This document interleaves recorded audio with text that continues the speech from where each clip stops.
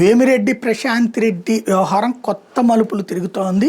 ఆమె కేసు పెట్టిన దాని మీదనేమో నల్లపరెడ్డి ప్రసన్న కుమార్ రెడ్డిని పిలిచారు, విచారించారు.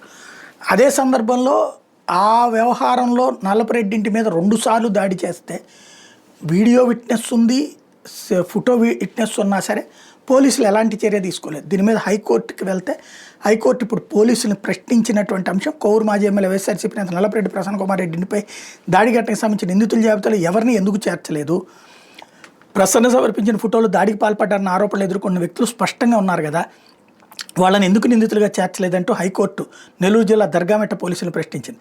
ప్రసన్న ఇచ్చిన ఫిర్యాదు మీద దర్యాప్తు పురోగతి వివరాలను తమ ముందుంచాలని ఆదేశించింది. తదుపరి విచారణ ఈ నెల 21కి వాయిదా వేసింది.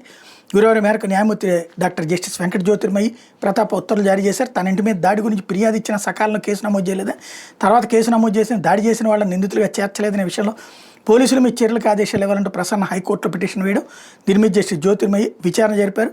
పిటిషన్ తరపున న్యాయవాది రూపేష్ కుమార్ రెడ్డి వాదనలు వినిపించారు. దాడికి పాల్పడిన వాళ్ళ ఫోటోలను, ఆ ఘటన సీసీవీ ఫుటేజ్ పిటిషనర్ పోలీసులు సమర్పించారని చెప్పారు. అయినా పోలీసులు కేసు నమోదులో విపరీతమైన జాప్యం చేసి దాడి బాధ్యులను నిందితులుగా చేర్చలేదన్నారు. ఎఫ్ఐఆర్లో నిందితుల స్థానంలో గుర్తు తెలియని వ్యక్తులను పేర్కొన్నాను కోర్టు దృష్టికి తెచ్చారు. కోవూరు ఎమ్మెల్యే ప్రశాంత్ రెడ్డి ప్రోద్బలంతో పిటిషనర్ ఇంటిపై దాడి జరిగిందని చెప్పారు. ఎమ్మెల్యే ప్రశాంత్ రెడ్డిపై ఎలాంటి కేసు నమోదు చేయలేదన్నారు. పోలీసుల తరపున ప్రభుత్వ న్యాయవాది జయంతి వాదిస్తూ ఎవరిని నిందితులుగా చేర్చాలన్నది పోలీసుల విచక్షణకు సంబంధించిందని చెప్పారు.